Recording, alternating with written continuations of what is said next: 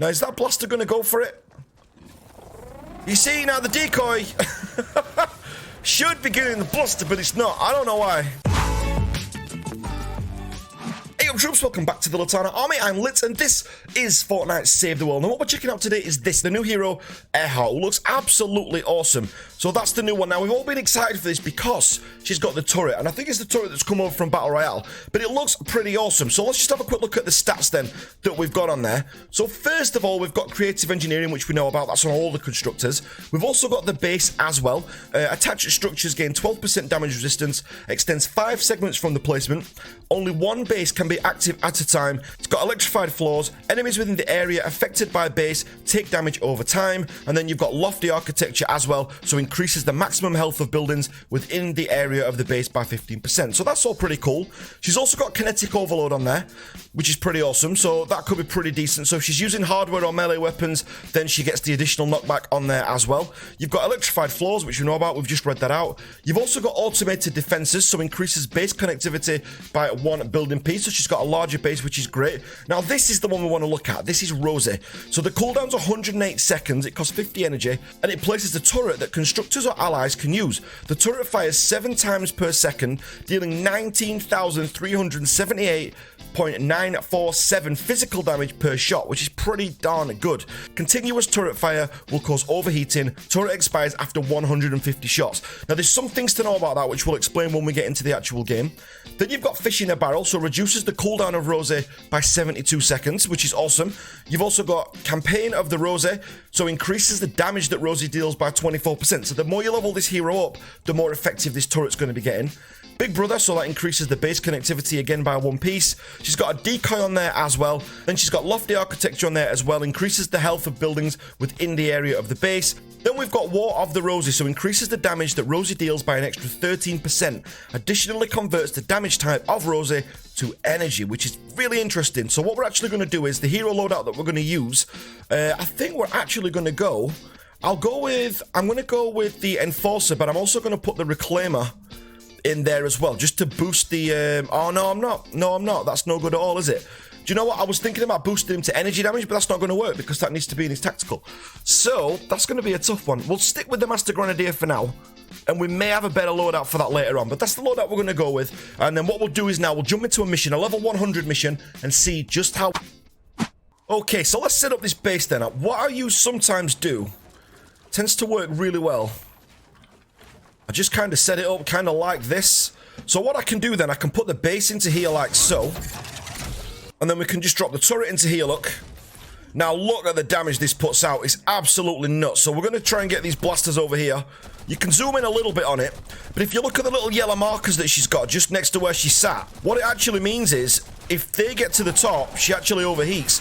Now this is where she falls down a little bit because she can get overrun quite easily in this base, which sometimes causes a problem. But look at the actual damage. Now, we've got 63 shots left. So if you look at that, if we fire all this out, and look at that, it's good for decimating buildings, areas. Now, look, that's overheated, so I've got to wait for that to go back down. Then there we go again. So you've got to wait, probably get it up to about 2/3 of the way up, and then that's it. Then the base vanishes, and it's gone. Then we've got a 1 minute 45 cooldown on that, and we've got to wait for that to come back. Now, after that, she's an absolute normal constructor. The base is pretty good, so it's got the electrified floors, which is cool. So you've kind of got some protection. So I'm guessing kind of building something like this around you if you're getting swarmed, you know, would actually be useful because then you've got the floors to kind of protect you a little bit. I'm not sure just how much damage they're going to do when they actually get there. But anyway, let's keep going. Okay, let's just see how well the electrified floors do. Okay, look, they take next to nothing off. Okay, let's move around again. I'm just waiting to see if... Oh, that'll be a taker. Yeah, I wasn't ready for you, bro. There we go. I'm good. I'm just trying to get these to walk on these electrified floors. There you go. So let's see if we can get them to walk round. I mean, look, it's doing minimal damage. The electrified floors aren't doing a massive amount, so not really all that effective. All right, let's just take these down. So the base, the flooring on the base is not really going to protect you. I mean, if you've got traps on there as well, then maybe it'll help. But okay, let's go and test this out with a llama. So let's just go and grab a llama. So we've got Axel040F helping us out right now. Okay, so one thing that's cool is this will last for ages. But what it's going to do, look, so Axel there's going to drop me the llama, and watch this. It actually works really, really well on there. And that is it. Llama destroyed as quickly as that. And you've got the electrified floors as well. Don't know if that's doing damage to the actual llama itself. But there we go. So that's pretty darn awesome. Now you need to set the button to actually get out of the turret. There you go. You take that, Axel.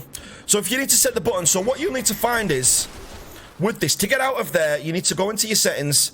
Now this isn't set by default, so you need to go into the button over here, scroll down, if you look there, and do their vehicle exit. By default, these are not bound, so you actually need to set that. I've just set mine to 0, just as something easy to do there. But then, that is all that you do. So if we just fire that out now. Let's let that overheat. So how many bullets we got left? 98 bullets. So it can fire quite a lot of bullets out. How many bullets is that? Okay, so it can fire about 20 bullets, give or say. Do you know, before it actually does anything like that. And it's not really, so it's not too bad. If you look, it can target mobs pretty well as well. I've got 28 bullets left. All right, let's just use them up. And you start getting this, like, buzzing sound. Now, if I were to get out there and leave it, this is a common mistake we were making practicing last night. So if I was to leave that now and go off and do my quest and expect that to blow up, it won't. You've actually got to use it up to expire it, just to make sure that it's gone, and then the cooldown timer will start in the bottom right. So not too bad. Okay, one last thing to test in that I just want to try out. I mean, with weapons and stuff, she's going to be much of a muchness, but let's just test out the decoy that we've got on there as well. So if I just put the decoy down there. There you go. So that decoy should be enough to get the rest. I'm going to get that taker, otherwise this video is going to be terrible, because we're going to die. Let's face facts. Go down. No, no, no, no, no. God damn it, reload. Alright, we're cool, we're cool. I'm alright, I'm alive. Don't forget to put your walls back up as well, peeps. Alright, there we go. We're good. Use the wagon as cover.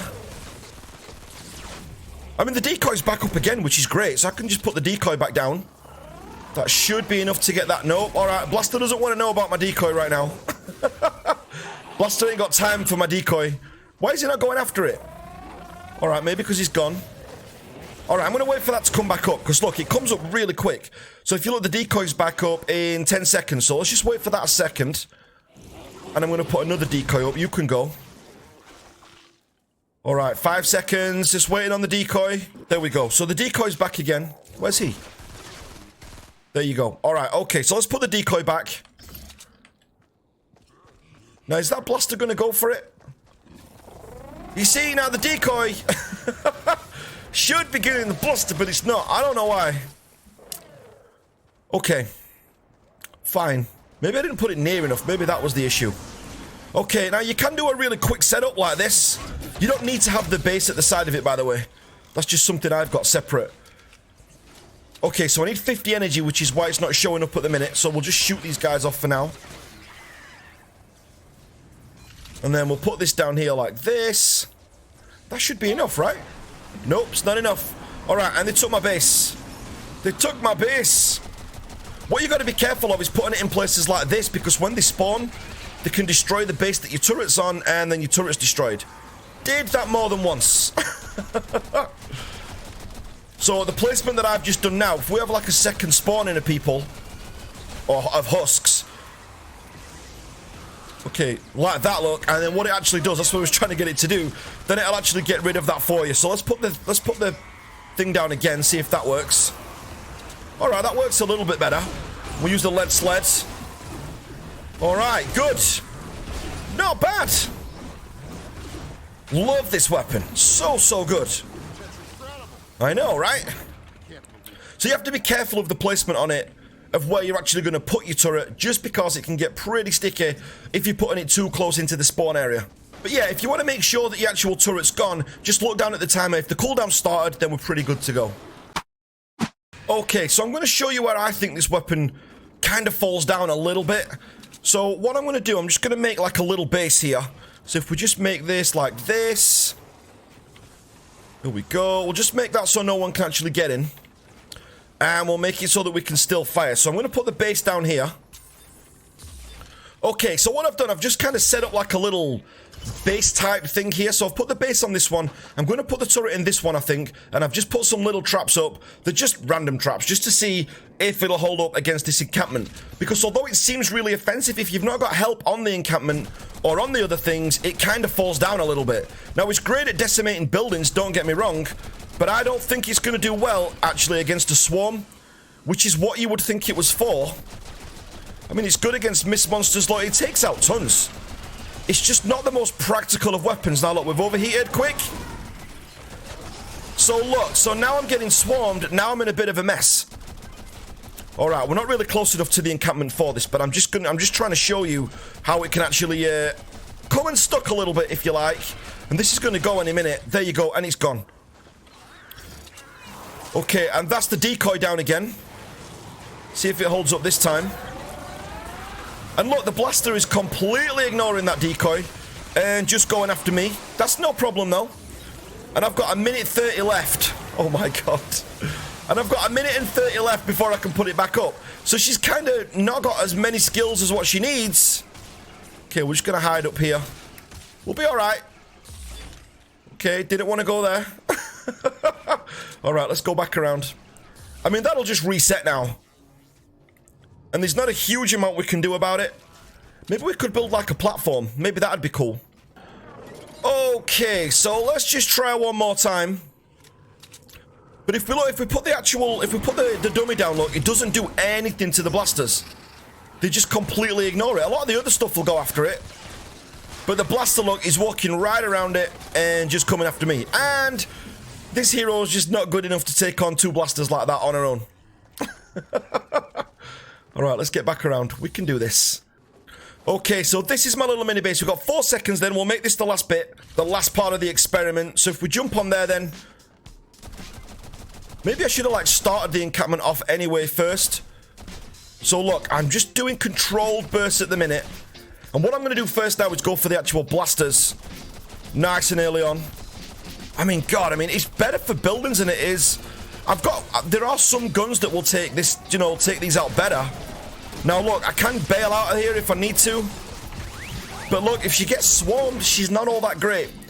You need other people there to actually help. Now, if you had a couple of ninjas in there, you know, around the encampment, or outlanders or other things like that, outlanders seem to be the meta at the moment, then that would be absolutely fine. It's more like covering fire. But as a standalone thing, not all that great. Alright then guys, so that's the new hero AIRHEART. Now I'm not saying she's a bad hero, she's just gonna, again, she's got a high skill cap, a bit like Dusk. For those of you that saw the review that we did on Sanguine Dusk, it's one of those heroes. She can be really good, but your skill cap, you know, the skill cap for this hero is gonna be pretty, you know, pretty high. I wouldn't recommend it for new players, because you're just gonna have a hard time. It's very hard to solo with her, just because she was gonna rely on other people. But then again, a lot of time constructors do, because, you know, they put the base down, and, you know, they're using things like hammers, you know, they've got a bit of wave clear, but, you know, they've not got like the bears like the Outlanders have got. They've not quite got the wave clear or the DPS output, if you like, that the soldiers have got, and they've certainly not got the wave clear that the ninjas have got. But, you know, they do bring a lot to the table. I love constructors, and this constructor's no exception. I love the fact that Epic's brought in a new weapon, you know, just a new design. Alright, it's over from BR again, but just the fact that we're getting new stuff like this, even if it's on a drip feed, I actually quite like that. I think that's a cool thing. But I would definitely recommend picking her up. She's 2,800 in the event store, I believe. Let's go and have a look. I used all my gold up last night, because we were up for ages last night actually getting the gold for this, because I was on like 50 when we started. So let's have a quick look. I'm pretty sure she's 2,800. She'll be on this side, won't she? There she is. There you go. 2,800 gold. But definitely worth picking up. Of these heroes that you've got here, I would probably go Dire first. Then probably no, do you know what? Dire first, then Quick Draw Calamity, as long as you've got the last word as well, or decent pistols in your armory, and then I would go AIRHEART third. But that, again, that doesn't make her the worst hero. She's absolutely fantastic still, and a great, great choice. But guys, let me know what you think in the comments down below. I would absolutely love to know. And if you're not part of the Litanah army already, make sure you hit that subscribe button, and I'll catch you on the next video. Thanks for watching today, guys.